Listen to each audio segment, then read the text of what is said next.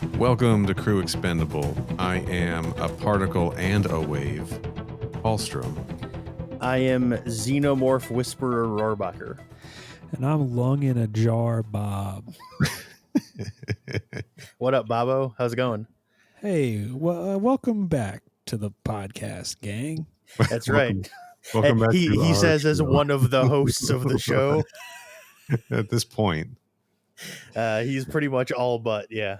we've given the show to Bob, and we're the guests now. And That's I'm really right. going to start cracking the whip around here. We're going to get to fucking work. No more goofing off. Good times. And we're an alien podcast. And as a reminder, if you're just tuning into these Alien Earth episodes, which judging by the numbers on, at least on YouTube, a lot of people are just tuning into the Alien Earth episodes. Yeah, for sure. Our other episodes are a little different than these. These are just sort of roundtable discussions right after we finish watching. Literally, we all just finished watching the episode. Yeah, I'm looking at my watch right now, and I finished the episode 11 minutes ago. Yeah. About the same. Yeah. So this is a first impression of the Alien Earth episodes as they are coming out. But I do want to do one thing up top here. I want to give a shout out to a couple of people who hit us up on coolerbot.net, threw a couple bucks our way. Shout out first of all to some guy named Bob. What a creepy weirdo. Sounds like a loser. Yeah. Well, I mean, Bob, I did put you on the spot and be like, hey, I expect you to chip in. No, I would have done it regardless. Yes, I appreciate it. Also, shout out to Christopher B for very generous. It was Canadian dollars, but it was still a lot of them. It sure was. Yeah. It sure was. So thank you for that, Christopher. That's going to help us keep the lights on for a while. And if you folks also want to donate to the podcast, coolerbot.net. We're not going to give the whole sales pitch here. Yeah, you can apparently get your name read out on the show, though, if you do it, if that's a perk for anyone. Yeah. Yeah. Whatever you put your name as, Neil will have to read it. So That's keep right. that in mind. Whatever you put your name as. No matter what, wink. Oh, fuck. We should get into our conversation about Alien Earth Episode 4, Observation. That's the title, right? I believe so, yeah. Uh-huh. We are going to spoil the heck out of this episode. You wouldn't be listening if you didn't want spoilers. That's right. All right. First impressions. Let's go around the table. Bob. This might be the episode I like the most so far. Okay. Interesting. Mhm. I was a little, I was really curious about how you were going to come down on this one. Why would you say that? This one feels very tonally different than the others. It does. And- It's a talky episode. And very tonally different than Alien stuff. Mm-hmm. And I know that you haven't been too enthusiastic about the series so far. And I know you saying that this is your favorite one so far doesn't mean you're like singing its praises completely. But yeah, I guess step in the right direction is something. I think it, to me, was the most interesting episode that's happened so far. There is a lot. The other ones were very action heavy, and this one was like, we got a lot more kind of understanding of what's going on, a little more tension building, and tension in the way of like they're setting up plot for where the series is going, it seems like, and not necessarily just monster jump scares. Yeah, for sure. There's a lot to dig into. Kenny, how are you feeling about this one? I also enjoyed this episode. I don't remember specifically what scene it was, but it was one of the ones where Morrow and Slightly were talking, like one of the like 2 or 3 times that happens. I don't remember specifically which one, but like I was like in the middle of that scene, and I remember thinking to myself, man, I've been really impressed with this episode so far. A lot of stuff has happened, and it feels like the plot is moving forward and like progressing in a meaningful meaningful way, which, Yeah. if you recall, the first couple episodes, I didn't feel that way. And so I remember watching this episode and just thinking, wow, they're really like picking up the pace of like introducing plot to this show, which is good because I suppose this is the halfway point of the season. So I Yeah. suppose it's about fucking time. But Right. but yeah, overall, I actually really like this episode too. I don't know if I would necessarily say that it's my favorite one just because I haven't been sitting on it and been able to think about it for long enough, but I did, just gut reaction, first instinct, first blush, I did also like this episode. Yeah, I think I'm in the same boat. This is this episode started to address all of the things that I've had a problem with in the series so far, for the most part, right? Like from the beginning, I've been like, I don't know that I'm down with the central concept of this show, right? Of like, we're gonna stick kids' brains in synth bodies, because that's just like a weird idea. And now the show's dealing with the fact that that's a really weird idea, right? Yeah. Like, of course, I knew from the beginning, it was very clear that the show was like, yeah, you're supposed to think this is a weird idea. You're not supposed to be championing this idea and think it's a cool, smart concept for everybody to do.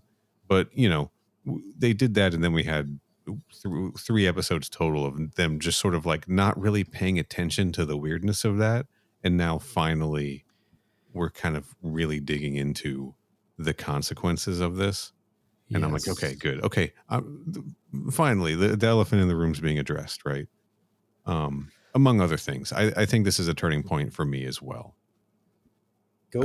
Overall. So, you know, and we still got some monster stuff too. I'm here for the monster stuff. And it wasn't action-y, you know, monster stuff. Everything's in containment, essentially. There was some weird ass shit at the end, though. I don't know about that.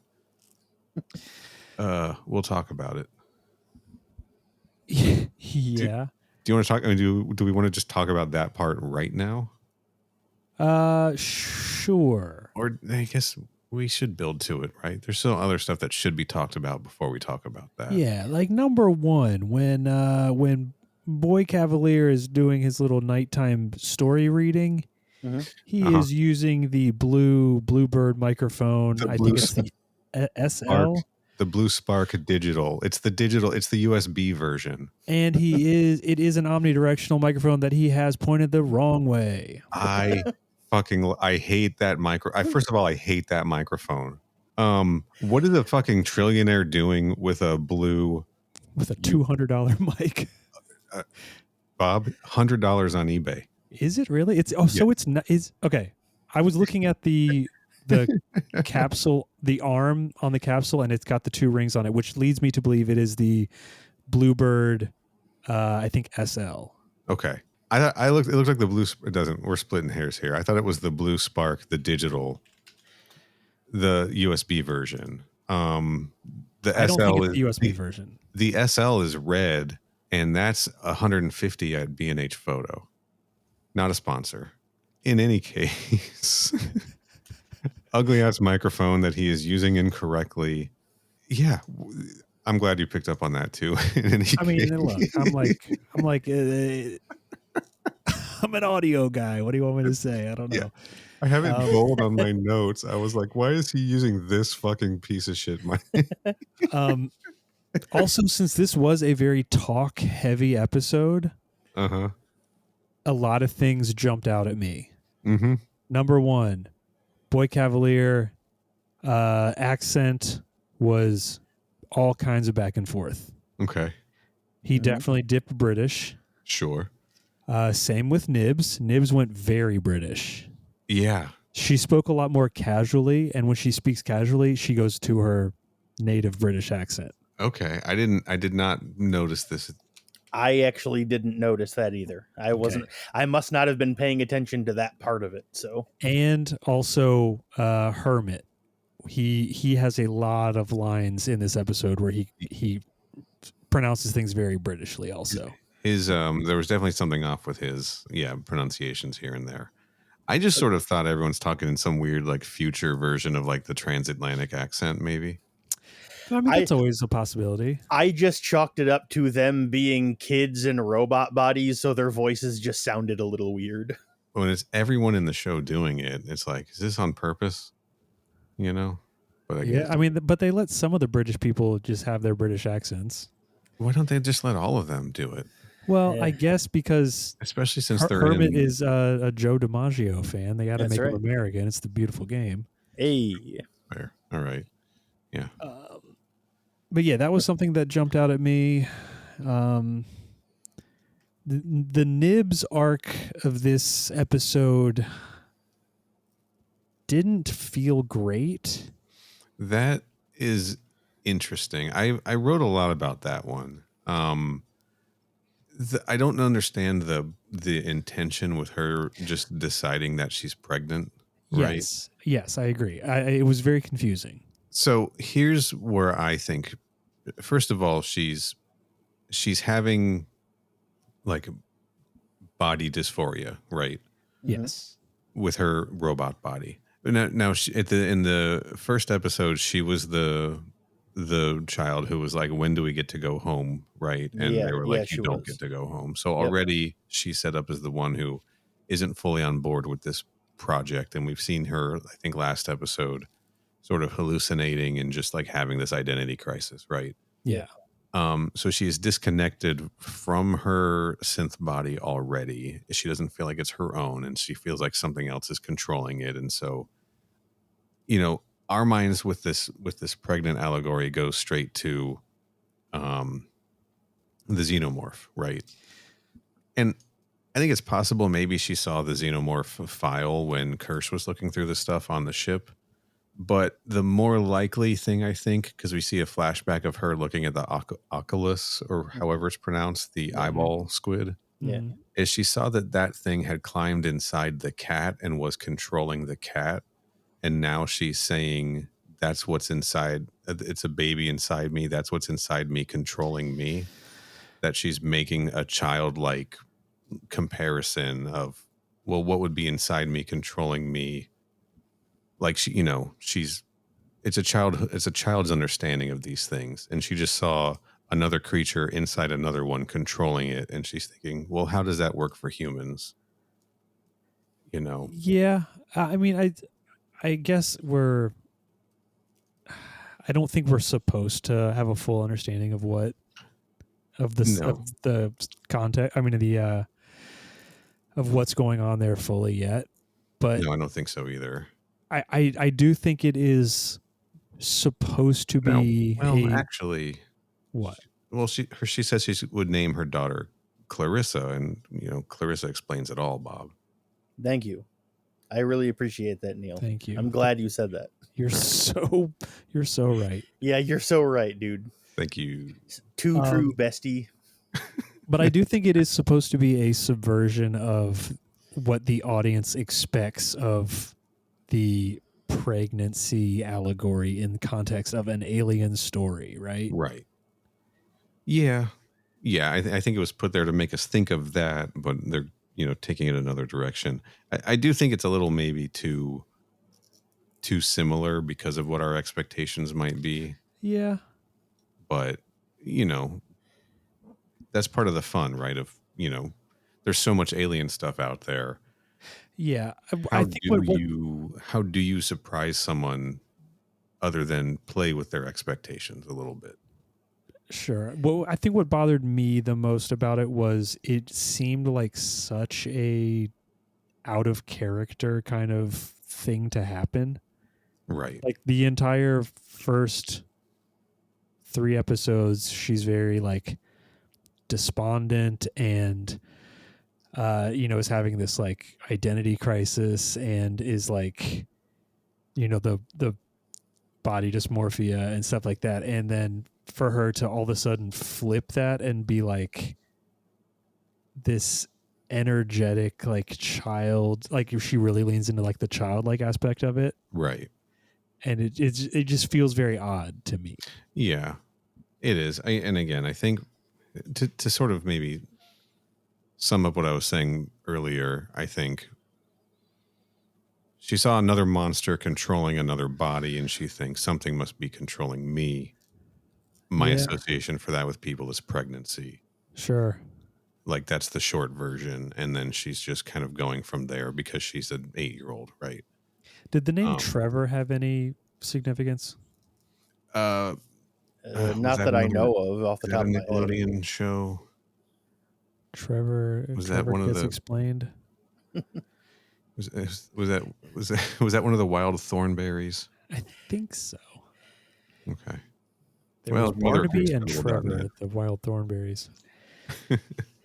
But yeah, me, I actually other than the abruptness with how it was introduced Yeah. into the narrative of the episode, otherwise I thought that was a really interesting concept and a really cool storyline that I'm interested to see where they go with it, because like once she showed up and just suddenly goes, "So, I'm pregnant," I literally went, "Oh no, what are they going to do with this now?"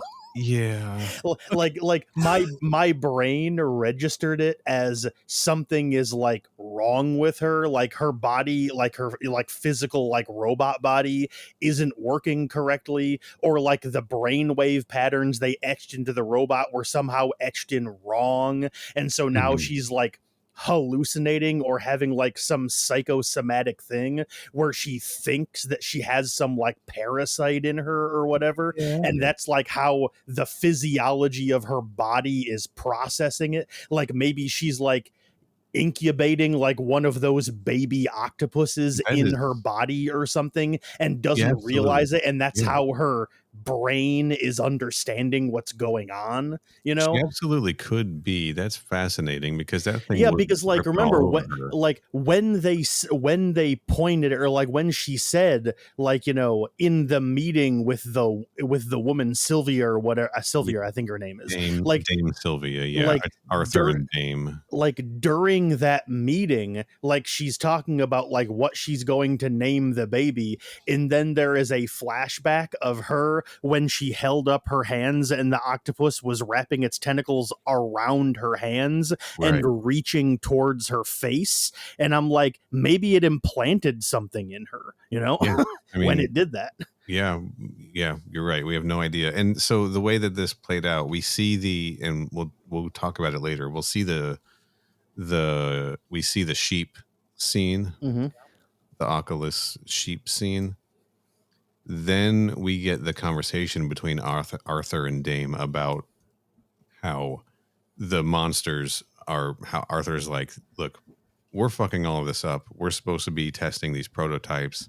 Now we're sending them off into combat. We're dealing with all these monsters, these alien things. This is not what we were set here to do. And Dame's like, come on, trust in our trillionaire. This is why he's so far ahead of everybody else. And then bam, they're hit with Nibs walking up and being like, hey guys, I'm pregnant. And it's just like, she's like they're proving Arthur right. Yeah, Right, and Arthur, and how Arthur pointed out, he's like, we were supposed to be running all these tests and keeping documentation of all of this, you know, of everything that the hybrids are doing. And now instead we're having to work on all of these like new animals and new creatures that showed up. It's like, which implies they're not continuing the same level of due diligence in regards to keeping tabs on the hybrids, which means if Nibs's robot body does have a parasite in it, they might not know because they're not researching and testing them as thoroughly as they had been before. Right. And so like when she shows up and she's like, so I'm pregnant, I went, oh my God, she's infected with something. Oh no. Yeah, that's a very good point. I had a bigger problem with the lore drop in that scene of Arthur and Dame Sylvia being married.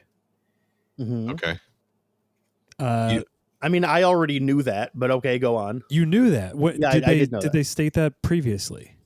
Yeah, it's come up. I wasn't. Well, yeah, like they've never said we are married and like turn and look at the camera before, but I believe they have used pet names to each other before. And ever since the release of the first episode, the Wikipedia page has listed them as being married. So Okay. All right. I never saw that. I felt like it was the first time we got like this much characterization from them other than just like reciting science jargon. Mm-hmm. And it felt to me awkward that they were like, oh, we'll make those pot stickers tonight for dinner or whatever. Yeah. That part just was like, it felt very outside of the TV show, kind of like a conversation to have, because everything else they've said has been so by the books. Yeah. Yeah. Well, that's what I mean, that he dragged her away, right? Because they were there, they were having the conversation the one time about, how, I guess it was when they brought the specimens back and they were like talking about how this was a bad idea, or was it when they were sending the kids in the first place, and they like shut the conversation down as soon as Boy Cavalier came in the room. Yeah. And he was like, come on, keep going. And they wouldn't keep going. Yeah. I forget the context, but they were both sort of talking shit. And so this time they went way outside of the facility to talk, right? Yeah.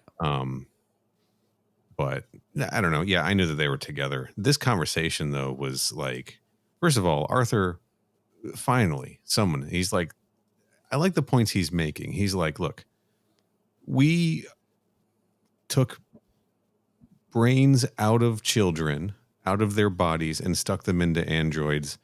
We may have killed 6 kids here, right?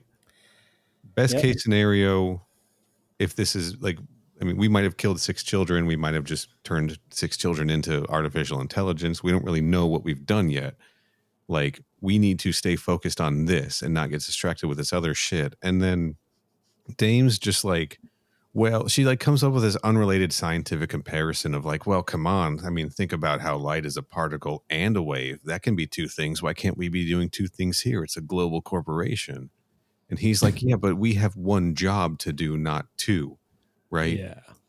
Like her argument just felt like the people who like rush to defend like the tech bros and like the recklessness of like the billionaire pseudoscientists. But she's also been very critical of everything Boy Cavalier's been doing the whole time too, so that felt out of character for me. Yeah, that was the big issue with me during the conversation. Arthur's like, this is bullshit, this is stupid, we're being given a whole bunch of other tasks that aren't our job, and which means we can't even do any of them well. And then Sylvia's like, look, the guy in charge is rich, which therefore obviously means he knows what he's doing. And I'm like, oh my God, shut the fuck up.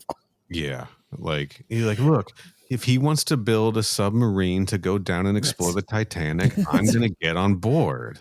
Yeah, but like Bob said, it's like that struck me as a very weird thing for her to say, because up until that point, anytime Boy Cavalier isn't around, she's like talking shit about him.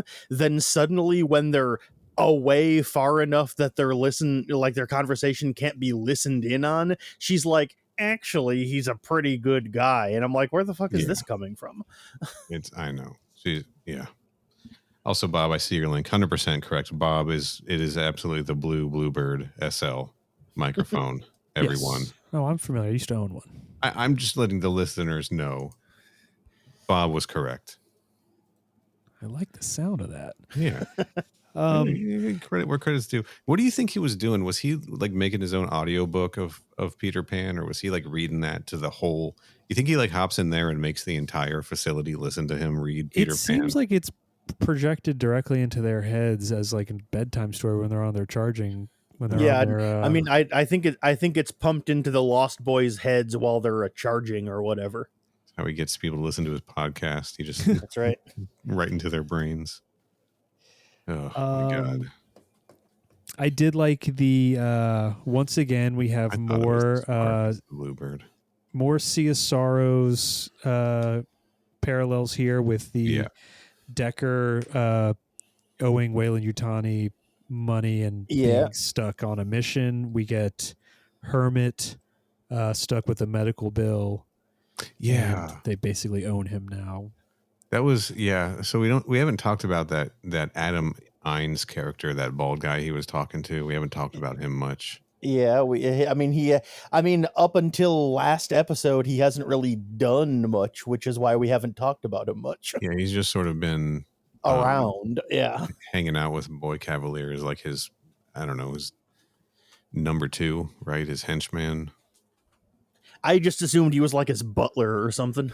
Yeah, he buttles here and there. But yeah, when he's when he's got Hermit pinned down and he's like, he's trying to ask him questions about Wendy, right? Yeah.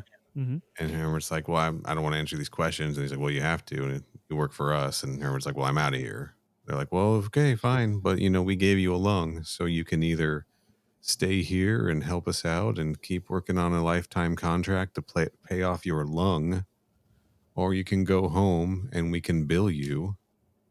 I was thinking Ripley would say, they can bill me, right? Yeah. Yeah. Like I was like, here's the thing. If you stay, it's a lifetime contract that you're going to be paying off the bill of for the rest of your life.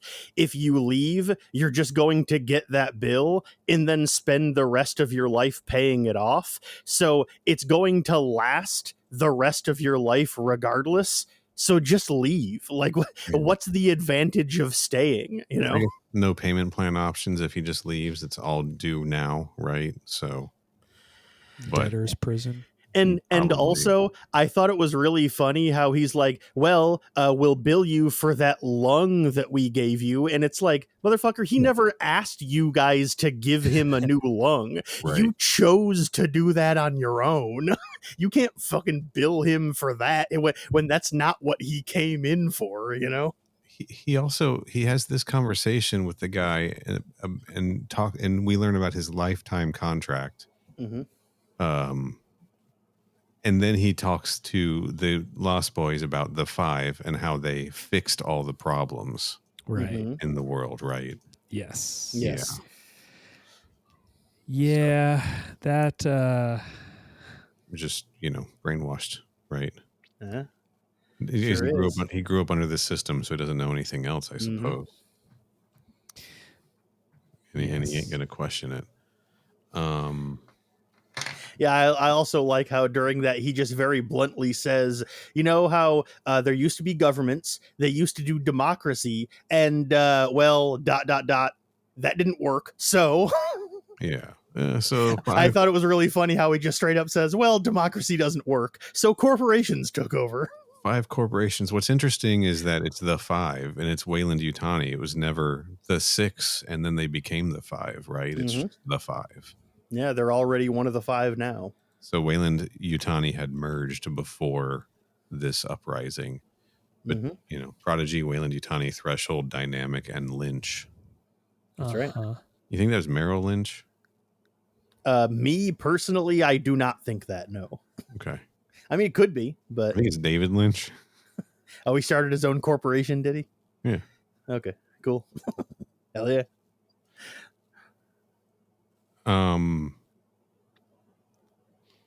Back to that conversation with Hermit and Atom. It's Atom, like a ATOM. I liked seeing the synth workshop there. That was kind of cool, like the research facility. Yeah. It had like the faces hanging up on the wall and shit. And like the nerve systems and the artificial like internals. We don't talk a lot about the sets in these episodes.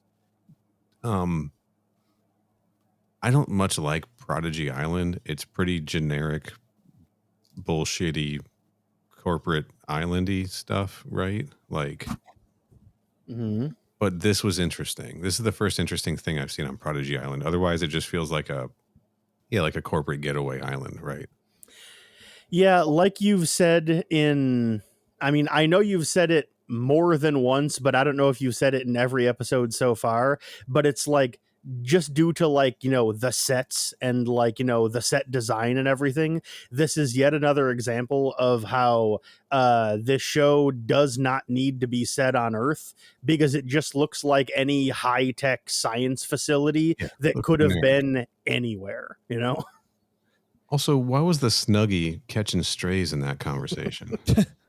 You catch that? Yeah. I did, yes. Yeah. What's wrong with the Snuggie?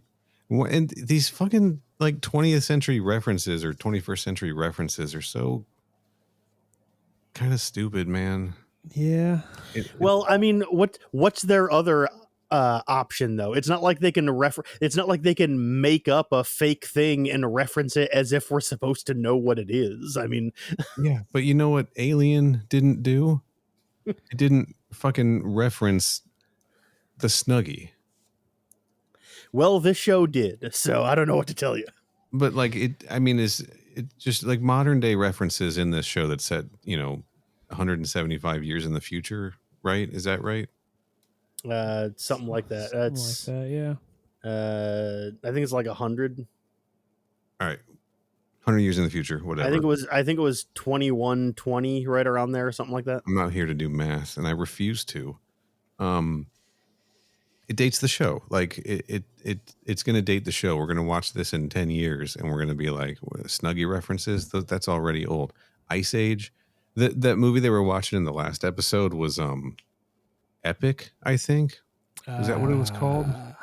That sounds right. I don't know. I've never even heard of that movie, so I have no idea. Nobody has. Just whatever the Disney Plus offerings are that week, or what they're going to be sticking in the. It's just like I do find it very funny though how actually, what movie were they watching in the episode this week? Was it an Ice Age or not? Because like if it was, that means 3 of the 4 episodes so far they've explicitly brought up Ice Age on screen, and I'm like, why do you keep bringing this reference back, man? I assumed it was because that was their childhood movie, Yeah, for sure. But my point is, like, when you put references in shows like that, it dates them, right? It's like just like pop culture stuff in general, like immediately sticks your TV show in a time capsule. And I don't know. I mean, maybe it's just that I don't like it, but Yeah, I mean that stuff doesn't bother me. So it's been every episode. That's the part where it's really starting to bug me. yeah. If it was a one-off thing, that would be different. But like every episode has had different Disney product placement. But reaching for the Snuggie doesn't feel though. good. I don't know, reaching for the fucking Snuggie.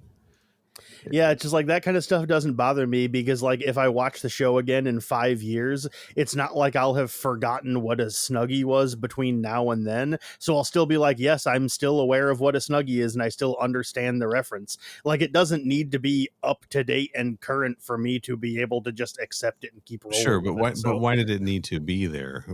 Who's going to be like, oh shit, the Snuggie? I mean, it doesn't need to be there, but like I said, it doesn't bother me, and like it is there, so there's nothing we can do about it now. So I mean, look, we have the Prodigy Cola Hyper Fizz or Orange right. Nova. Why don't you give us fucking Stardust Blanket? Yeah, fuck it. Why not? Just like it pulls me out of the immersion when they're like, he's like, I'm going to reference something that didn't exist until like. Sorry, I'm going to start that sentence over, but we're not editing this. I'm going to reference something that existed before even I was born. Yeah. There we go. A lot of our references are going to be from a certain time about 100 years ago. Yeah, pretty much all of them. We're only going to reference things from the 21st century, from like the 2000s to like the 2020s. That's a 20-year gap we're going to make references to, and that's it. No other culture was made after that point that's worth referencing, and that's Alien Earth. I mean, look, hey, sometimes you can get away with it. If you look at Mystery Science Theater 3000, basically all of their references are from movies from the 1960s. Okay, sure. Right. Joel loves to reference an actor you've never heard of except for your grandparents watched.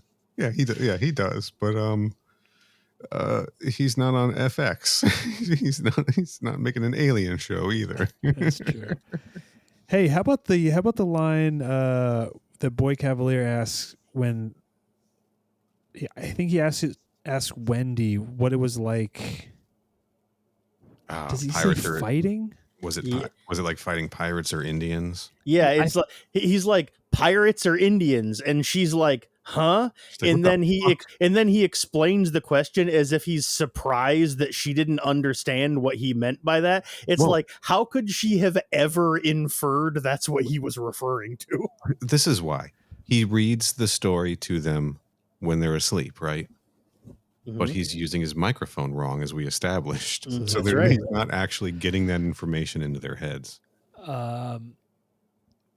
Well, I thought that was, first of all, we got another baseball nod here, right? Mm-hmm. And we have a Predator nod. I missed that one. Predator has dealt with both pirates and Native Americans. Okay. All right. That's fair. Just something I noticed. I don't think it means anything. Nice. I'm not familiar with those stories. I mean, Prey, obviously. Prey and the comic, The Dark Horse. Was it Dark Horse or was it a fucking... Who was doing the Predator comics? Dark Horse, yeah. Yeah, it was Dark Horse. Okay. Yeah. The one that's like the prequel to the... I don't know. I didn't read any of the Predator stuff. I mean, it's the origin of the gun from Predator 2. That's what I was thinking. Yeah. That they sort of retconned in Prey. In Prey, and everyone's like, it's not as good now. Yes. And then he goes, wait, no, the crocodile, right? You weren't fighting the cowboys or the pirates. You were fighting the crocodile. And you can hear the noises. You can hear the clock ticking, which is, look, it's a clever reference to Peter Pan. Okay. But I am tired of these Peter Pan references being told to us. It would be really nice if some of them could just be occurring in the plot and us as the audience can pick up on them without having them being told to us directly. Because if this Peter Pan thing is going to be a theme running throughout the show, I'd rather it just be sort of there for us to like find, as opposed to it being shouted at us through a blue microphone. Right? Yeah. But again, clever enough ways to like putting this plot together. So I was wrong about her hearing the noise, if it being a reaction she's having to being around her brother. It was very clearly, I said, maybe that's what's happening, because every time it's happened, she's been near her brother also, right? Yeah, they make it explicit in this episode that it's because of the tadpole that she's around. Yes. Yeah, she was responding to specifically the XX121 model, right? Not the face hugger, not the ovomorph, but like the traditional, big chap or so to speak. Yeah. What do you guys think of the idea that the xenomorphs are talking? I don't love it. I kind of prefer them to be, the kind of almost mindless drones that, like a worker bee, basically. I kind of prefer that, where they don't really have too much of a not a conscience, but too much of a sentience. Okay. Mm-hmm. In my head, it works better for them to just be like just part of the hive mind. A hive mind, a worker. I have a job to do, and I'm doing it, and yes. we're gonna endlessly sort of do our task until Ripley comes in and burns our whole hive down, right? Mm-hmm. Yeah. Yeah.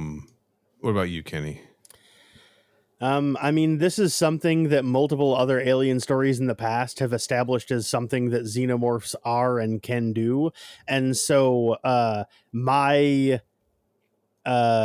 interest in the storyline is more limited to how Wendy is able to detect and broadcast it. Well, we know mechanically how she's able to broadcast it, but just like existentially how she's able to pick up on the signal in the first place, like how she's able to and why she is the one, seemingly the only one that can, is of more interest to me than the fact that the xenomorphs themselves can do it.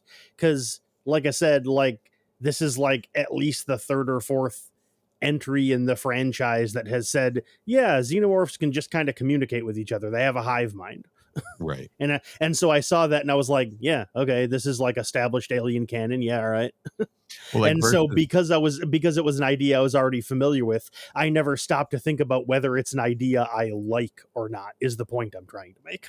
okay, but like this sort of chittering and uh clickety hissing versus like how it was implied in Sea of Sorrows, where they were just straight up like talking Speaking to him, yeah. and had words. Well, right? to be fair, in Sea of Sorrows, I never thought that they were actually talking to him. Yeah. So in CSROs, he describes it as feelings. He doesn't necessarily say that they were speaking to him. Yeah, like the reason they were speaking Yeah. words to him was because it was a book, not because that's actually how they were speaking to No, him. Yeah.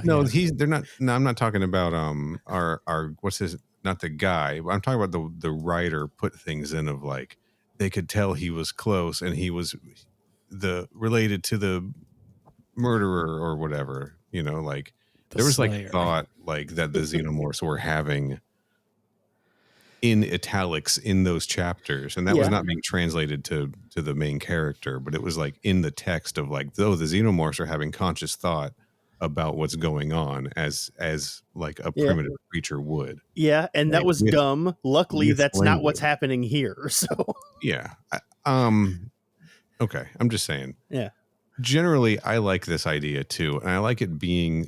This feels like a combination of sort of like, yeah, they're making noise to communicate in the same way that ants or bugs would, but they're not straight up having conversations, right? Yeah. And I was like, I like this idea until the end. Yeah. Where I guess we could just talk about the end now. We have plenty of other stuff to talk about, I think, but we're on this subject. Yeah, a chest burster hatches from Joe's lung that had been kept in like a containment unit, and then when it breaks out, Wendy talks to it using the chittering sound, and then she's able to give it a little pet on the head. Yeah. And she sings to it while it's in the lung. Yep. It bursts out and it doesn't run away. It sits there and she like talks with it, and it just kind of hangs out, and then she like pets it on the head. In the earlier thing in the episode where the reason she passed out was because the sensation was so overwhelming of her hearing the pain of that thing being pulled out of the face hugger, right, is what made her like pass out. The frequency was so high it gave her presumably a robot seizure.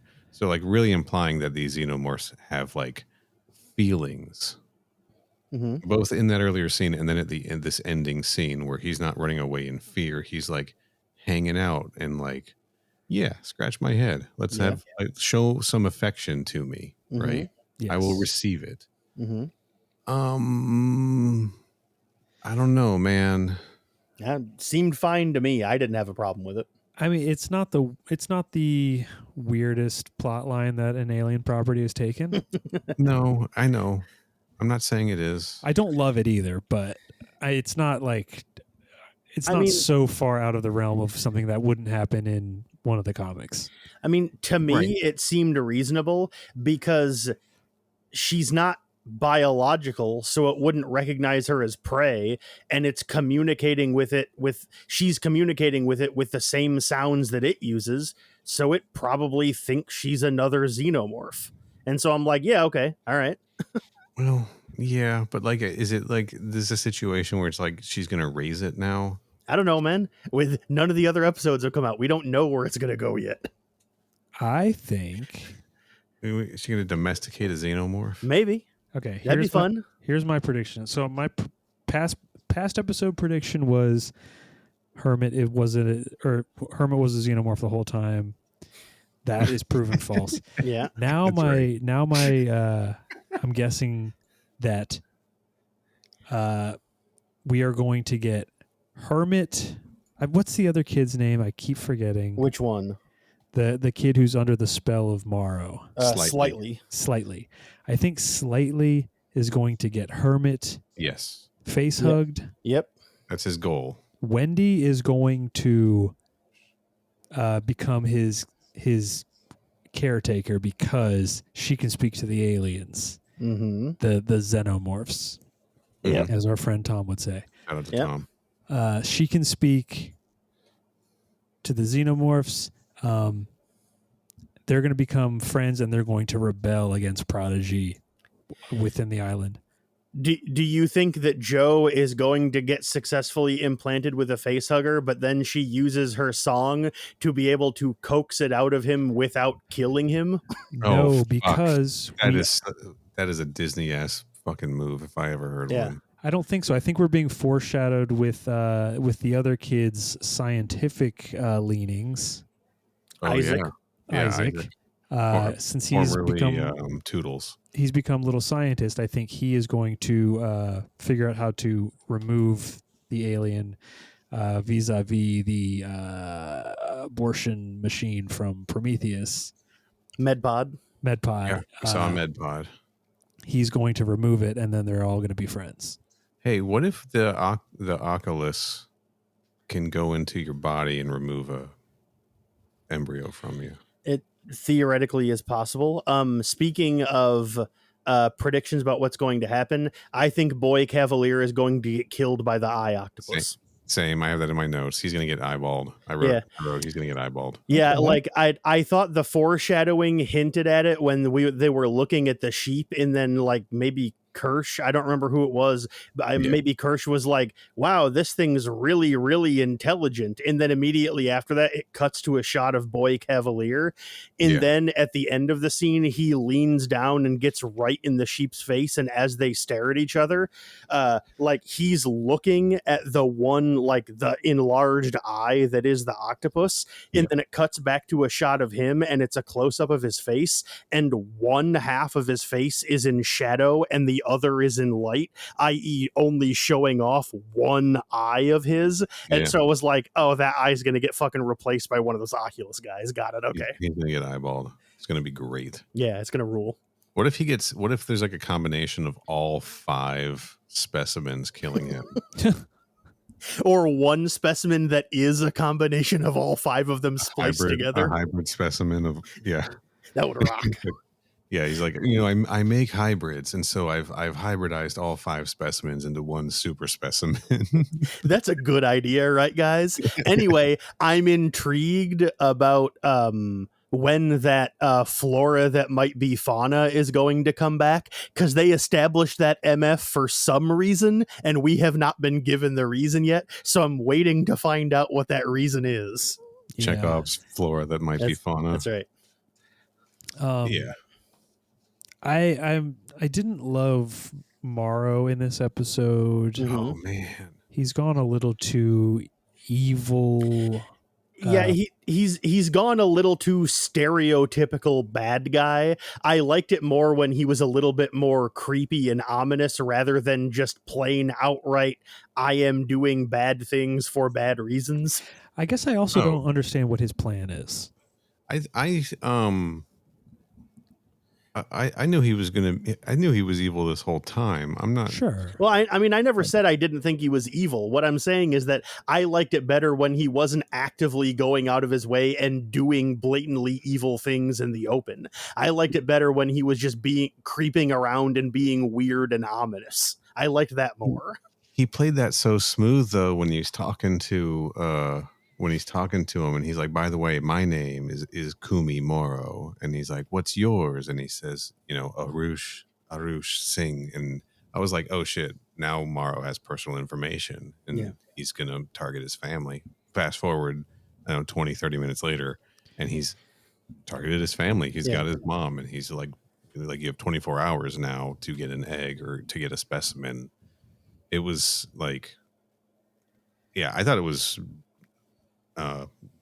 genius, honestly. I mean, I still think that the actor playing Morrow, I don't remember specifically which one he is, but I do still think he's turning in a very good performance. He's great. But Babo Sese, I think is how you pronounce it. If there's one thing that I can't fucking stand, it's that storyline where a bad guy is like, I'm going to get back and get back against and manipulate the hero by going after his family. Like every single superhero comic book ever does that storyline like every 8 months. And I'm just so fucking sick of it. It's so boring to me to do that storyline. I hate that shit so much. And so like he busts that out and I was like, man, come the fuck on. I was expecting something better.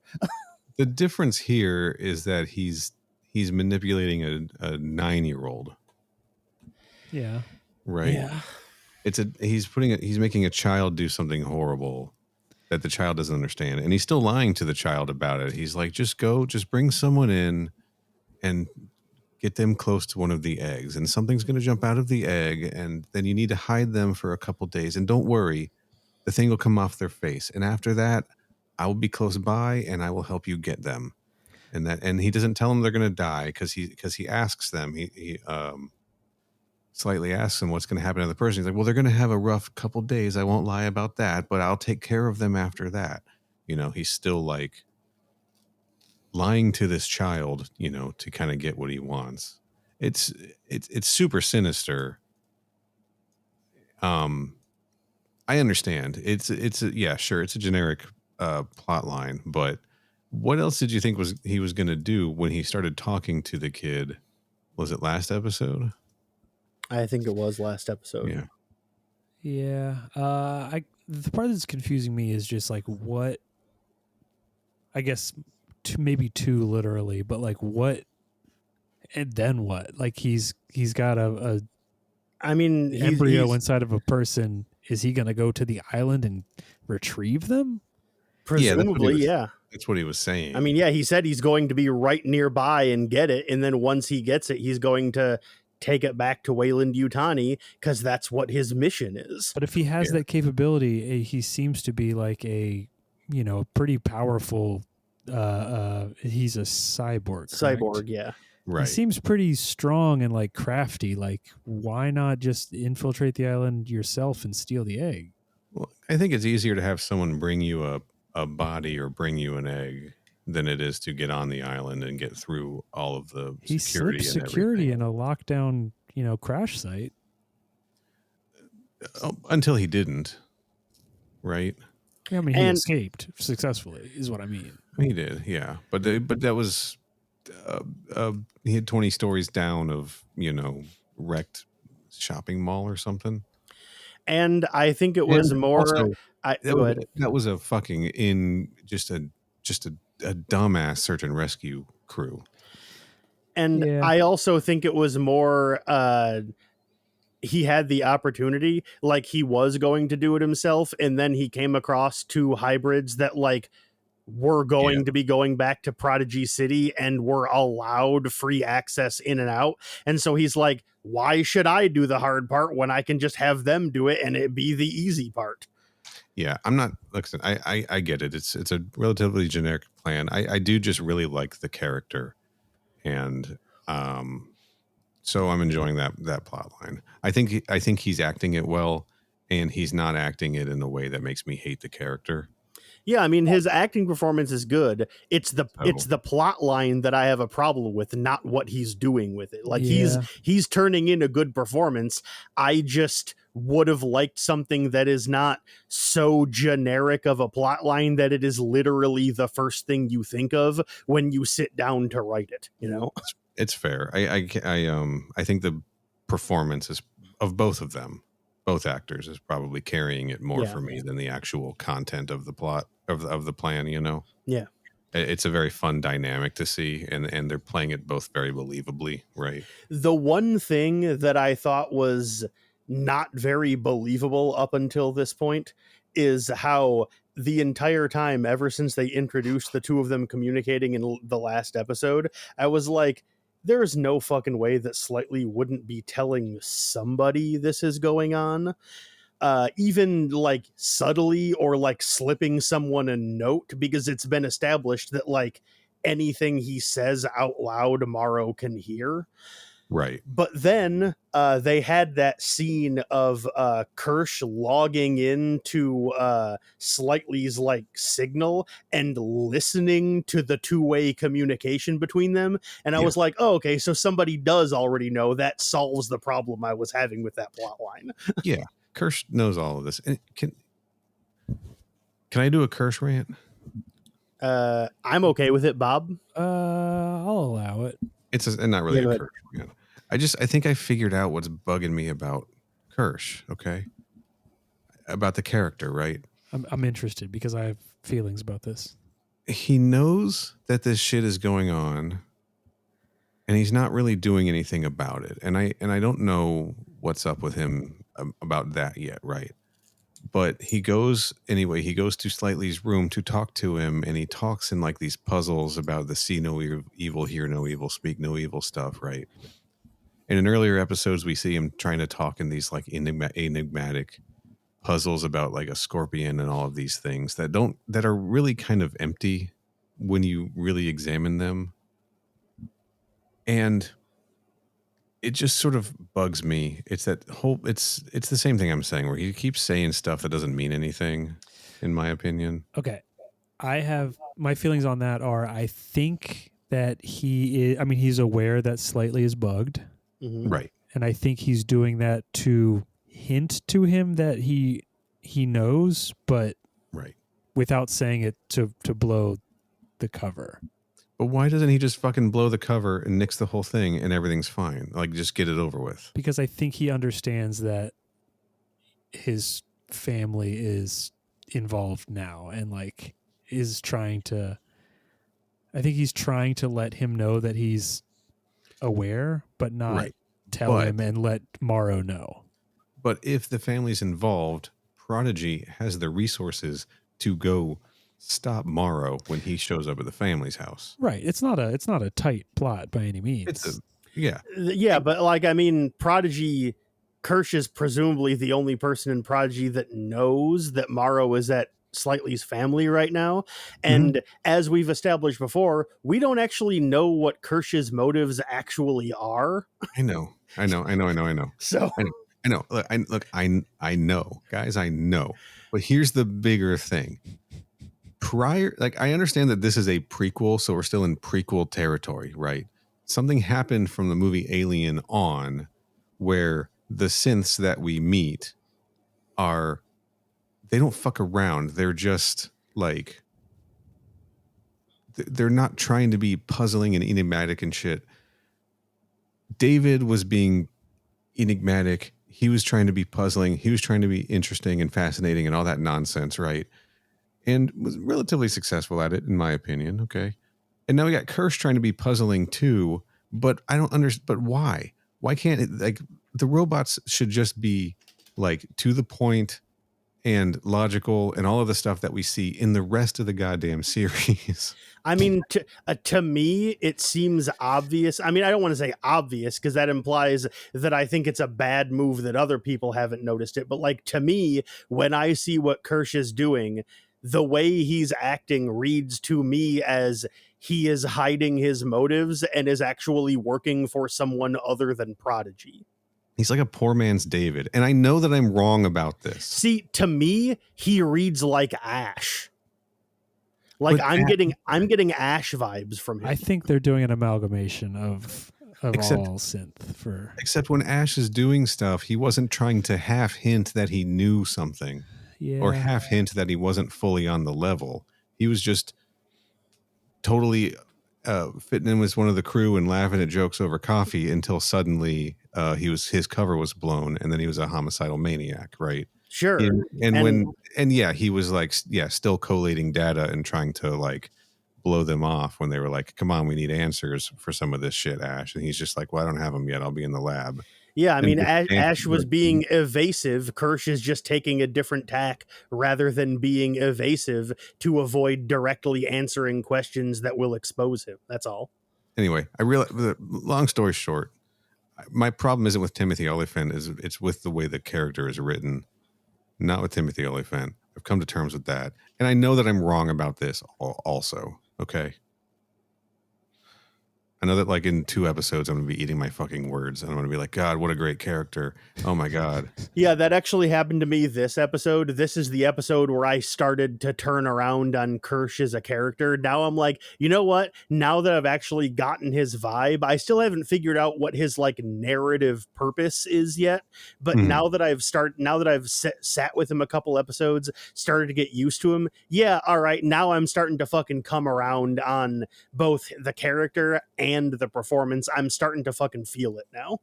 Yeah. And I know I'll get there. I'm sure, but I'm still like, I don't understand the purpose. I mean, I'm not going Danny mode and becoming full Kirsch defender, like shield up. Shout out to Danny. Shout out to Danny. But I am, like I said, I've turned a corner on him, and now my opinion of him is more positive than it used to be. Okay. How do you feel about Kirsch, Bob? I really like Timothy Olyphant in this episode. I think he's doing probably my favorite Kirsch acting of the series so far. Okay. Yeah, that I would agree with that. Like up until now, I was like, he's just kind of flat and wooden and emotionless. But now in this episode, something about it, I was able to start picking up nuance in his performance that either wasn't there or I wasn't seeing before. So I'm like, yeah, okay, now I'm getting it. I think they're just giving him more to do. The first couple episodes, he was just kind of there as fodder for the other characters to bounce off of, and now he's getting more of a role, I think. Yeah. He definitely is doing more, that's for sure. Well, like when you listen to the whole Morrow talking about the egg thing, he then goes in the chamber and like pets the egg. So he's real hyper fixated on the xenomorphs. And I don't know if he's fixated on it more so now because of that conversation or what. Right. Mm-hmm. But like he has seemed to have had prior knowledge of the xenomorph before this. Like when he recounts the life cycle of the xenomorph, it doesn't feel like he got all that off the computer. It feels like he had prior knowledge. Yeah. And to me, it feels like that's just him getting the files and just having, a deep knowledge because he's just downloaded all the files. Right. That's just what it seems like to me. A line that did bug me was Boy Cavalier. I forget who. Was it when he pointed at something with his foot? God. No, I actually liked that. I'm sure you did, freak. Speaking of performances, Samuel Blinken, so perfectly hateable as Boy Cavalier. He's nailing it. Yeah, I really hate that. I really fucking hate that MF a lot. Yeah, he's spot on with that. It is insane how good of a job he's doing, because I cannot fucking wait to see that kid get fucking killed. Ooh, boy. Just perfect. Just perfect asshole. Great. Love it. Anyway, Bob, you were saying? He does have a line. I forget who he asks. I think it's maybe to David. Is that his name? The scientist guy. Arthur. Sorry. Yeah. But he like asks like why did Weyland-Yutani want the specimens? Yeah. And that was weird because like, bro, 2 episodes ago you told us that they wanted them because they were bioweapons. That was your quote. Yeah. Just a little uneven, some of this stuff, huh?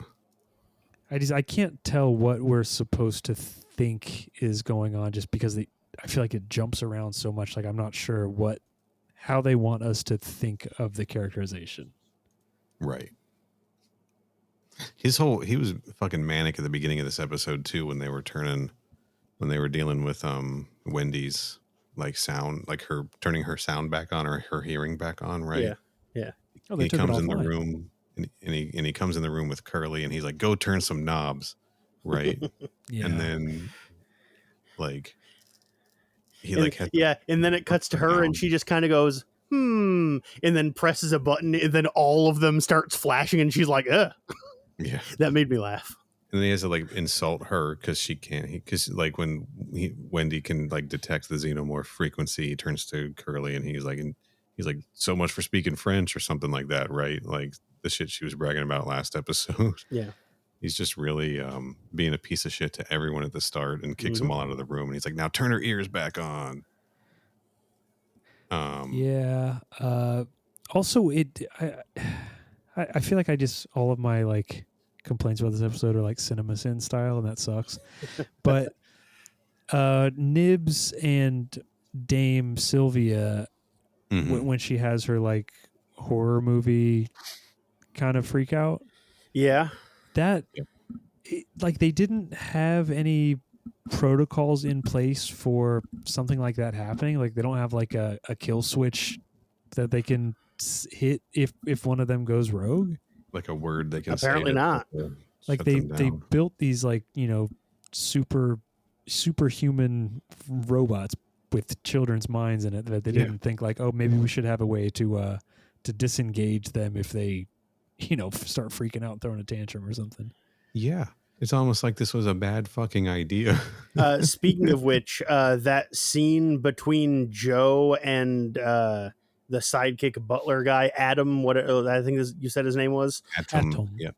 That scene definitely implies that hybrids do not have like transferred human consciousnesses in them. It definitely implies that they are duplicated from simulated. the human the simulated, that's the word I was looking for. So hybrids straight up just are synths. Arthur said that too when he said like best case scenario we have a bunch of AI running around thinking they're humans. So this episode definitely leans heavily into the actually they're not kids, they're just robots with the brains, like the brainwave patterns of kids in them, and so those kids are definitely just straight up dead. These are synths that we implanted with they're synths that think they're human. Basically. Yeah. And so he didn't really do anything. He just reinvented synths. So, all right, cool. Good work. Yeah. Just uploaded, human memories to them and program personalities. Yeah. Actually, think about it now. I guess that would technically mean he didn't invent synths. He invented not Blade Runners, replicants. Yeah. Skin jobs, right? I think I've seen some of that on a website once. Okay, all right. Okay. So hey, I didn't even think about that. Good job pointing that out, because that kind of defeats the whole purpose of their little experiment, doesn't it? Yeah, it sure does. He just kind of confirms that they're not actually. Yeah, they're not kids. They're not humans. They're literally just synths that think they're not. So well.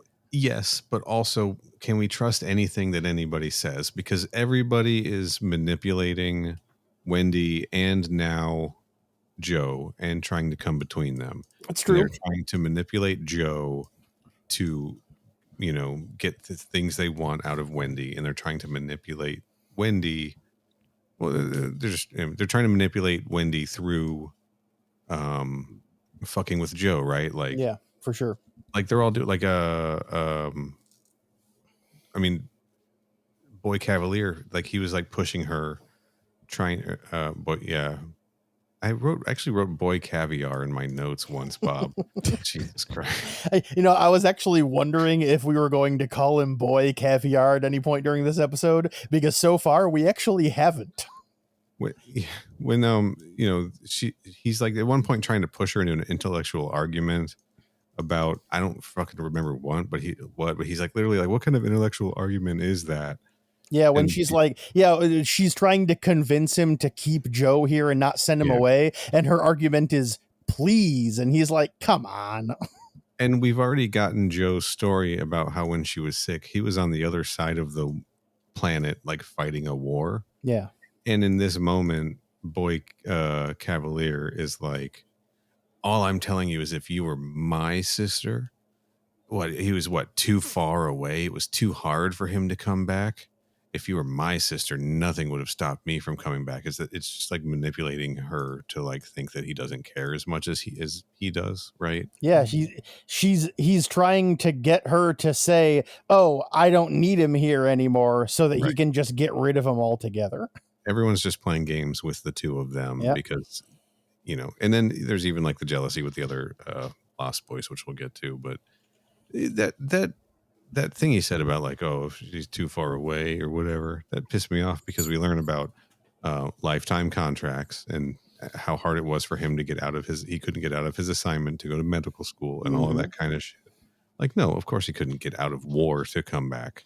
I mean, on one hand, it does seem to me kind of bullshit that Boy Cavalier being like, oh yeah, come on, do you really think he tried that hard? When like Joe was already like, I tried as hard as I possibly could and it just couldn't happen.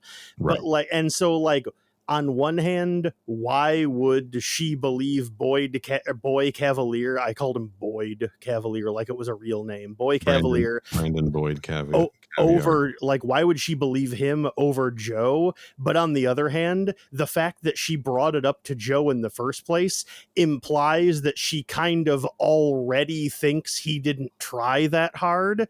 And so somebody else also making that same suggestion just confirms the opinion she already had. So I suppose in retrospect it makes sense, but She also might be in the moment I was like, come on. She also might be programmed to believe the boy genius. That's true. Right? That's very true. She calls him the boy genius every time she talks about him. Do you think that's programming? Probably. Yeah. Anyway, yeah, I don't trust anything anybody fucking says about any of this shit. But the only person I trust is Arthur. Yeah. I trust Arthur and I trust Joe. And this is one of my earliest notes is like, suddenly I care about Joe. He's the first character I've cared about in this show, and I barely care about him. But as the episode went on, I cared more and more about everybody, just to be clear. I'm really worried about Slightly. Yeah, I feel really bad for him. He doesn't deserve that. No. Poor guy. Yeah, I wonder if they are gonna kill the old family over there. Yeah. That was I wouldn't be surprised. And like you could tell, like this is the first time he's even thought about his family being out there because, you know, they've all been separated and basically told you can't go home. Yeah.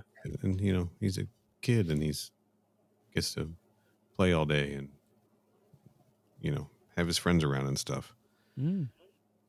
And none of them have really thought about it. And then he goes, you know, when they're all outside at the end and he's like, why does she get a brother? And they're all like, yeah, why don't we, any of us get to see our families, you know, and they're all sort of having this realization.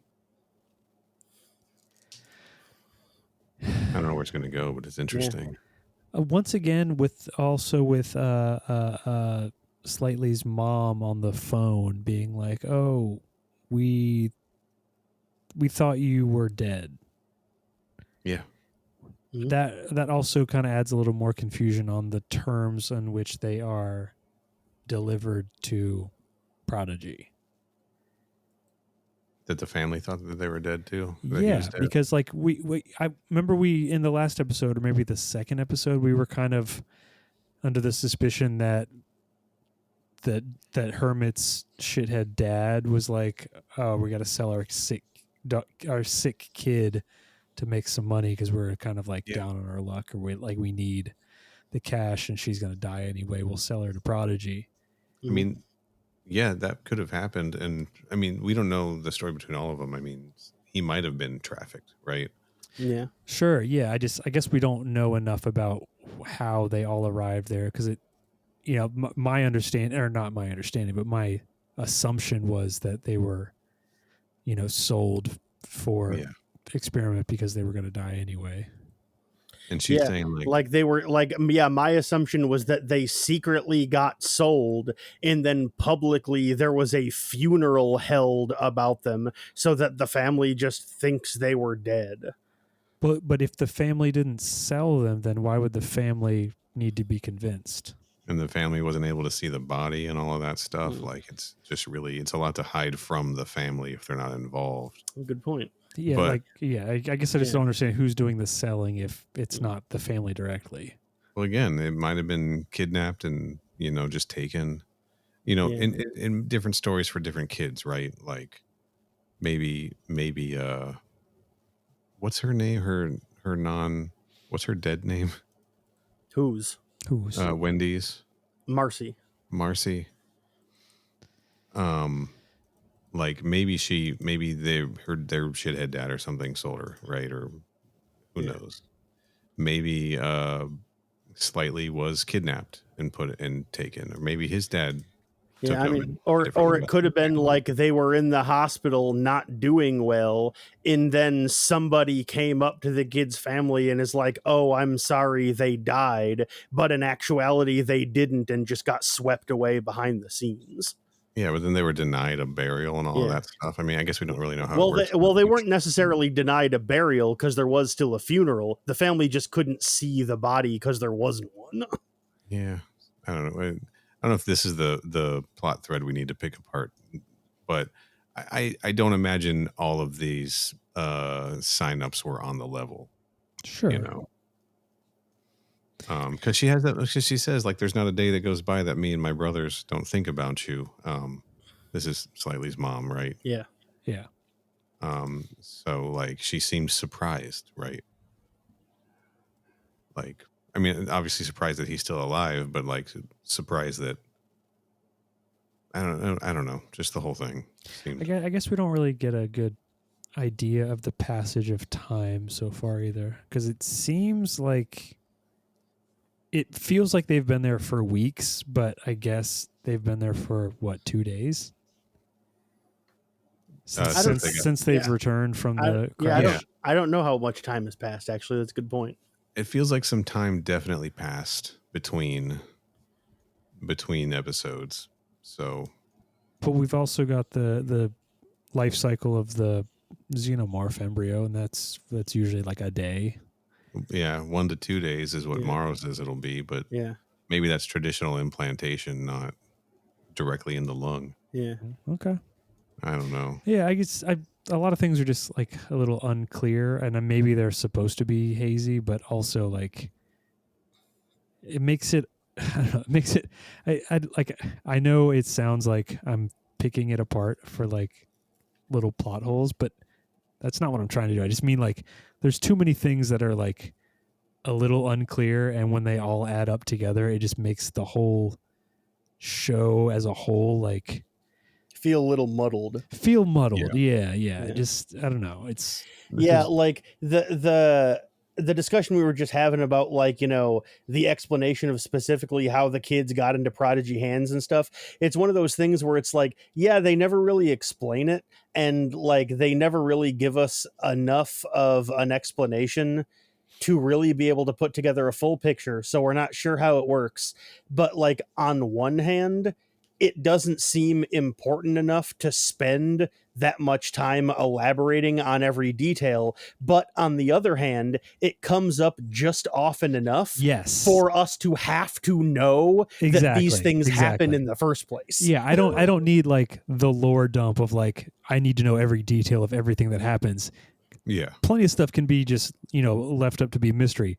But the amount that they do like return to referencing these things does feel like maybe we should know something about this for how much they're like really hanging on it. Yeah, it doesn't seem that important, but they keep bringing it up often enough that it implies it's more important than the amount of information they've used to explain it is. Yeah. Yeah. So I don't know.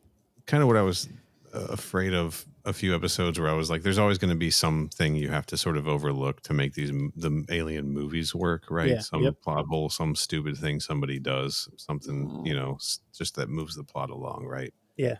And they're going to add up over 8 episodes when there's 1 to 2 of these things that you're like, I don't really understand why this happened. For sure. It's going to add up over the course of this series, and it's going to stick out, and that's kind of rough.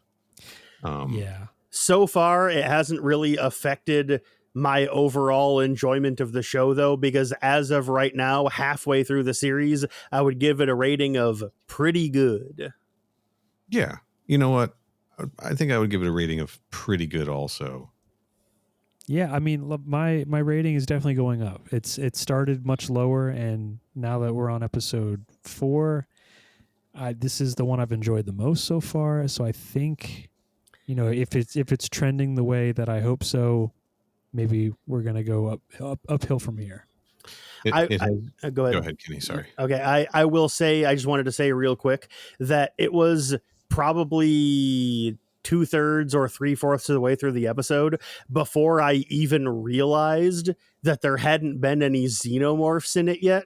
And I say that as a compliment because this episode was like good enough that it made me not even notice that no xenomorph showed up in it. It's what we were talking about. It's an alien show, and it didn't have any xenomorphs in it, and I didn't notice or care because the other stuff that was going on, I was engrossed by. It's like we talked about a couple episodes ago, where the first 50 minutes of the first Alien movie is there's no xenomorph there. Yeah. So like, I'm fine with less xenomorph. I want to be invested in the story. I don't want to just see a bunch of monster kills. I mean, like, the xenomorphs are cool and I like them, and I'm always thrilled every time they show up, but every single piece of xenomorph visual media where there is a shitload of xenomorphs in it, everyone always has the complaint, you see the xenomorph too much. So not having in it all the time, all over the place, is actually a good call, to the point where they had enough stuff going on in this episode that, like I said, I didn't even miss that there wasn't one in the episode. So cool. Yeah. To be clear, I appreciate the xenomorph showing up in the early episodes, because I in my old age, I appreciate a show that doesn't fuck around, right? But I like that it's not alien after alien after alien after alien, and a swarm of them and a whole bunch of them, and it turns into aliens, and it's just a constant sort of battle against a xenomorph swarm or something like that. For 8 episodes. That would have sucked. Yeah. Honestly, that would have sucked. So I'm glad. I'm with you. I'm glad we got away from that. These last 2 episodes, we've really gotten to finally get to know the characters. And that is what has really helped me enjoy the show more, right? Cool. To get to know the characters beyond just hanging out with Wendy, right? Yeah, for sure. So the show has gone up in my estimation as well. I had a feeling it would. I'm not sold on and we don't know where it's going. I don't know where it's going. I'm not sold on the idea of a domesticated xenomorph or Wendy being able to like hang out with them. But I guess it's fine. I will say, though, it is awful convenient that the one human character on the island that's about to get turned into a xenomorph just so happens to have a beloved sister that can control xenomorphs. What are the chances? Yeah.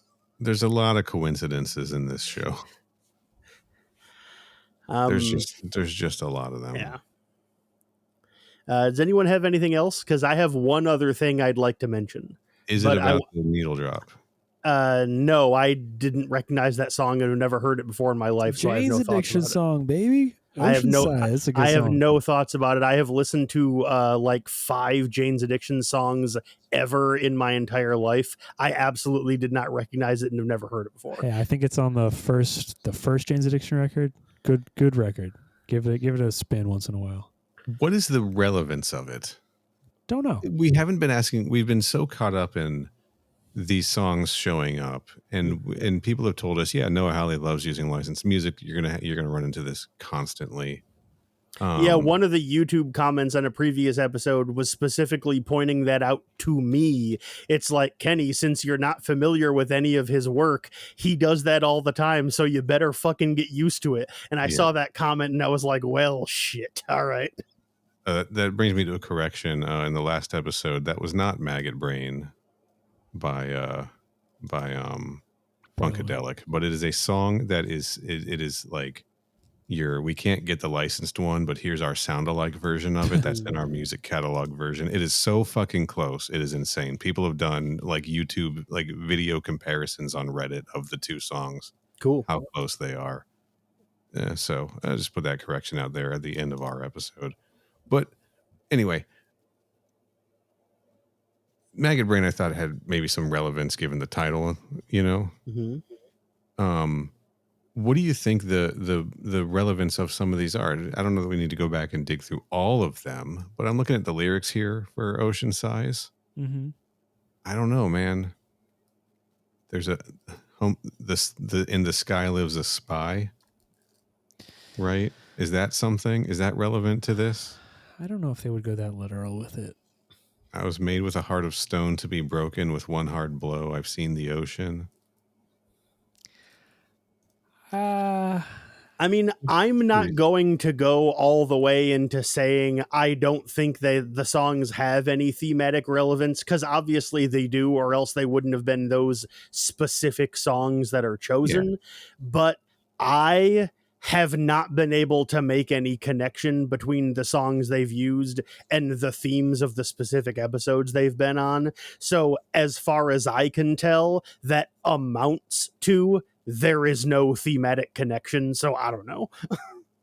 This is something for us to maybe think on. And if anybody's got any ideas, leave comment places. And again, another problem is that of the 4 needle drops, specifically referencing the credits ones, not any other songs that are used during the episodes, just referencing the credits drops. Sure. I've only recognized one of the 4 songs so far. So since I don't even know what the other songs are and haven't heard them, that's also a hindrance to me figuring out what the relevance is to the themes.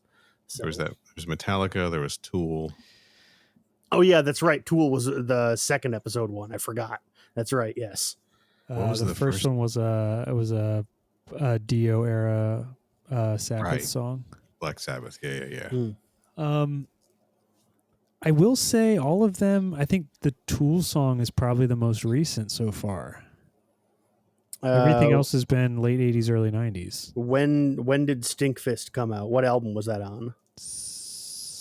Quick Google says 96. Oh, so it was on Enema. So yeah, 96. Yeah, because Wherever I May Roam, fucking Black Album came out in 93. So. Mm-hmm. Do you think maybe we lined the songs up on their own? They end up telling a story that parallels one of the storylines, just one of the storylines within the show, not the entire show itself. Could just be. Like specifically the overall journey of one of the characters. That's certainly a possibility. Yeah. Yeah. All right. Well, get to work, everybody. I don't think I have anything else to talk about. Bob, how about you? Notes here. Not really. Looking through my notes, and I think we hit everything. Oh, I got one thing. We were talking about microphones. I think it's hilarious. I think they missed an opportunity to give Boy Cavalier like an HR Giger designed microphone, like the guy from Korn has. Yeah. Jonathan Davis. Yeah. That would have been great. I wrote, my note says, dude couldn't even get a professional sex artist like HR Giger to make him a microphone. I don't think that's an accurate way to describe HR Giger. Yeah, I mean, it's not an inaccurate way. Professional sex artist HR Giger. Yeah, why not? I mean, it's not the most accurate way to describe him, but that's not wrong. It's just not right. That's the difference. What else do I have? I don't think I have anything else. We touched on everything else. That's right. The 2 things that I wanted to say were, I like how they made the chestburster look like a king cobra at the end of the episode. Sure, yeah. I thought that was cool. Off. It was nice to see it just kind of stationary. Yeah, just chilling. I thought that was a interesting, like, stylistic way to go as far as depicting the chestburster, because like how you can see that it had arms that was folded up against its chest, but since it was just folded up, and they didn't use it at all, it is effectively doesn't have arms. So they're like, it kind of looks like a snake, let's just treat it like a snake. And that kind of worked for me. Kind of giving off Hammerpeed vibes, right? Yeah. The other thing I wanted to say is we hinted at it and we glossed over it and we talked around it and never directly addressed it. The sheep scene fucking rocked. God, I hated watching it. I loved it. I didn't Ooh, like it either. I do have a note about that. Okay. All right. So if the purpose of the Oculus, right, the eyeball I squid, mean, sure, I'm going to keep calling it the eyeball squid regardless of what its name is. Whatever. is that it invades something, it replaces its eye, it takes over its brain. Yeah. For what purpose? Is it to then like infiltrate the herd? Do you think? Yeah, I guess I didn't understand that either, because when it was in the cat was all fucked up, and I thought, oh, does it eat Does it the yeah. host from the inside out? Is it sustaining itself off of the being that's in, or is it using that as like a Infiltration purpose or as a whatever. Yeah. mobile suit? Yeah, if it is using it as a Gundam, Yeah. it covers its, it is covered in blood, and that is going to be a dead giveaway to a lot of things that something ain't right. Not just humans, right? But I think like the other sheep are going to notice and be like, this is sus. I guess it's also putting a lot of stock in other extraterrestrial life forms having Humanoid Earth yeah. animal style eyes. Humanoid eyes. Yeah. I did see, I think I can find it quickly here. Somebody in blew up the text. Yeah, they enhanced the text here. Okay. The tentacles, let's see here.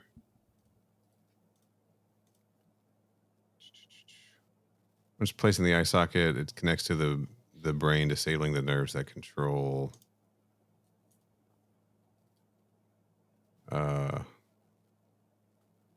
it just tells how it functions, and I can't read that last bit actually. It's cut off in the picture. Somebody AI enhanced the image from the TV screen, and it misspelled every word. Cool. And I'm not going to read the whole thing. But yeah, I still think those guys rule, and I like them a lot. I hope the blood bugs come back too. I liked those guys too. But like not counting the xenomorph, of course, like of all of the new aliens that have been introduced so far, the eyeball squid is definitely my favorite one. I love that little guy. He rules. It was uncomfortable watching that poor CGI sheep. Yeah, I don't know why. I mean, maybe because it's a different category of domesticated animal, but like I didn't enjoy seeing the cat. I didn't have a problem with the sheep though. Okay. I did like after it took control, it stood up on its hind legs like it was people, and then it was like it seemed like it had a realization of like, oh wait, I got to pretend to be animal, and then it took off its head, and it was just a dude in a costume. Yeah, like when it stood up on its hind legs, I'll admit I genuinely thought that was a little unnerving. Like that actually worked on me. I was like, oh, that's kind of fucked up. All right. Yeah, but I think that's just like leaning into like, oh yeah, it is not actually sheep anymore. Now it is something different. Yeah, and like they said, when the eyeball attaches itself, it becomes way, way smarter. And so, yeah, that just supports your theory of it's like, okay, I'll stand up. Oh, shit, these things are looking at me weird. Where clearly this thing's not supposed to be standing up on its hind legs, so I'm just going to stand back down. Mm-hmm. Yeah, that scene really worked for me a lot, and not just because it was weird and gross and gory. Like I thought that entire. I mean, like you said, there are moments of it that, in retrospect, don't make a lot of sense. Like, for instance, how is it supposed to be able to infiltrate and blend in alongside other animals when it suddenly has one eye that's 4 times the size of the other one? I don't know. But I wasn't worried about that in the moment. I was just going, oh yeah, this is cool. All right, I'm enjoying this. I got an uncomfortable question to ask. Oh. And I know we all wish the answer to this is no, but I'm afraid the answer is going to be yes. Since this is taking a different route, this is ignoring Prometheus and Covenant. This is ignoring the Plagiaris Praepoten's explanation of the face huggers from Alien Romulus. Mm-hmm.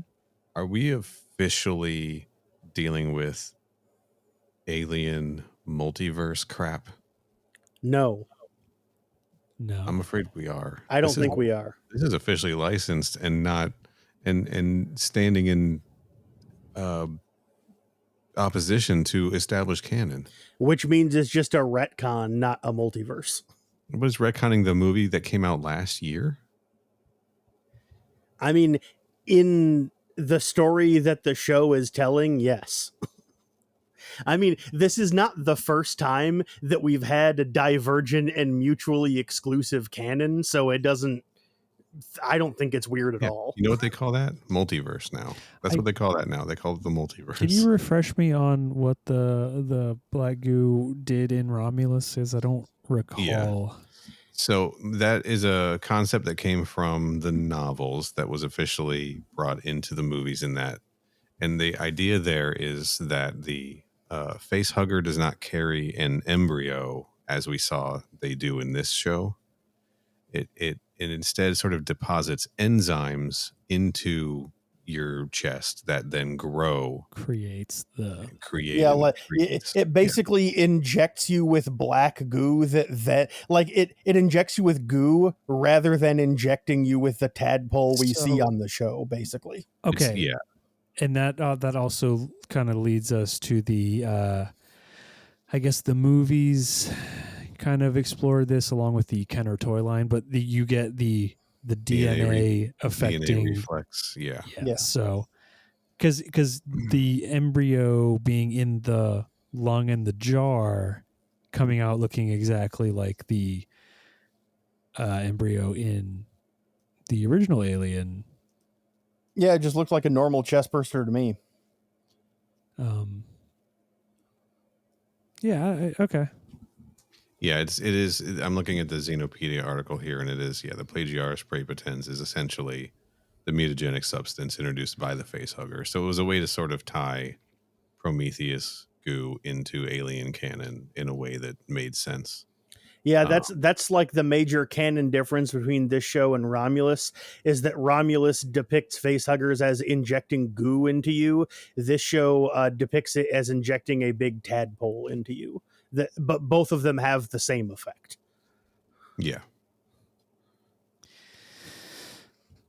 I mean, that's fine. I love ignoring Prometheus and Covenant.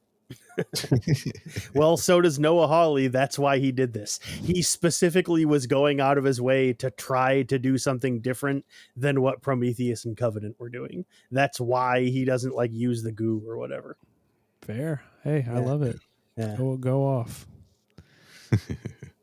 It's a multiverse situation, guys. I'm sorry. We saw it introduced in Avengers versus Aliens. Look, there's like 9 Davids out there. I think maybe it's just a different species of xenomorph, probably. I mean, yeah, like if you want to go out of your way to try to make sure both of them are canon, then the easiest explanation is probably that it's a different subspecies in the sense of like how, there is a queen, but also sometimes drones can egg morph. I mean, yeah. Oh, I'm here for the egg morphing. Like it's an explanation like that where it's like maybe some of them use the goo, maybe some of them use the tadpole, or maybe one of them doesn't necessarily preclude the other. Like maybe the tadpole goes into you and then dissolves into goo. Like there are ways to explain it where both of them can work. But like I said, divergent canon is something Alien has done before, so I'm not really thinking about it. The way I'm thinking about it is that, yeah, sure, they're both canon because in broad strokes, like maybe not every single detail is reconcilable, but who cares? Whatever, it's fine. Yeah, and the big chap, that is what Xenomorph X1124 whatever, right? It's got XX121. Right. Yeah. So maybe everything else that is the Praetorian plasmatics goo species, maybe they have different serial numbers. That's right. I haven't officially been given it yet, but I think it's pretty clear that it's multiverse shit. You guys want to get out of here? Yeah, let's get out of here. Yeah, I didn't have anything else. Okay. Overall, seems like we're all pretty happy with this episode. Yeah, all of us liked this episode seemingly more than the rest of them so far. Yeah. I'm excited to see where the show goes from here. For sure. Yes. Also, one last thing I wanted to say, not about this episode specifically, but a friend of mine sent me a text the other day letting me know that him and his wife finally sat down to start watching Alien Earth. And he told me that he fell asleep immediately after the scorpion scene, which, for anyone that remembers, is roughly 10 minutes into the first episode. Mm-hmm. So yeah, he's like, I sat down to watch the show, and turns out I watched 10 minutes of it and then fell asleep. So thank you for your participation, my dude.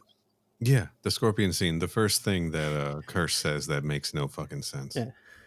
Where he's like, "What if when we kill this scorpion, another scorpion stings us?" It's like, what? All right, what if, man?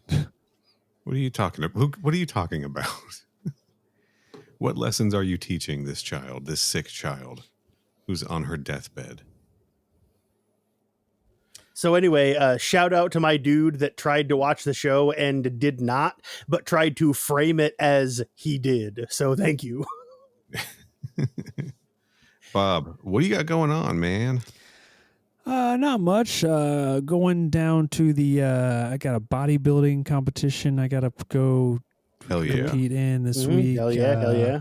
I got World's Strongest Man competition after that. Yeah, I believe you have your Congressional Medal of Honor ceremony immediately after that. Yeah, I have that too. I'm volunteering at the old folks home and the orphanage. They're right next to each other. Yeah, the old folks orphanage. Yep. So I'm going to be down at both of those. Shit. So if you need me, I'll just be doing, community work, charity work, mutual That's aid. Basically stuff that makes me a good person and good looking. That's right. Correct.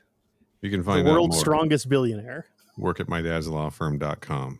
Yeah. I got podcasted there. It's community focused leftist podcast. That's very correct. Yes. Mostly about vegan restaurants in Richmond. Yeah, sure is. I hope you like that because that is mostly what we talk about. Kenny, what about you? Where can people find you on the internet? I'm on Twitter and Blue Sky at CYHOBBEZ. Neil, how about you? I'm going to plug Bob's Twitch account, twitch.tv/respectable street. Oh, thank you. Yeah. NastyFairy.com. Yeah, nastyfairy.com. Yeah. I couldn't remember if it was .com or .net. If you're nasty. If you're nasty. Yeah. Where can people find our show on the internet? Our Twitter account that is run by me is at Crew Expendapod. Our Blue Sky is at Crew Expendable. Our Instagram and threads that are handled by Neil are at Crew Expendable Pod, both of them. Our website is crewexpendable.net. Our email address is mother@crewexpendable.net. Our YouTube page is youtube.com/@crewexpendable. And our donation page, where you can give us money if you want to, no pressure, no obligation, is coolerbot.net. Yeah, but if you do, we'll shout you out on the show, and I'll say whatever you tell me to say. That's right. Within reason. Not within reason. You freaks. No limits. Our next released episode at the end of this week is going to be Judge Dredd versus Aliens Incubus issues 3 and 4. Yes, it is. That's correct. Yeah. So until then, Stay frosty.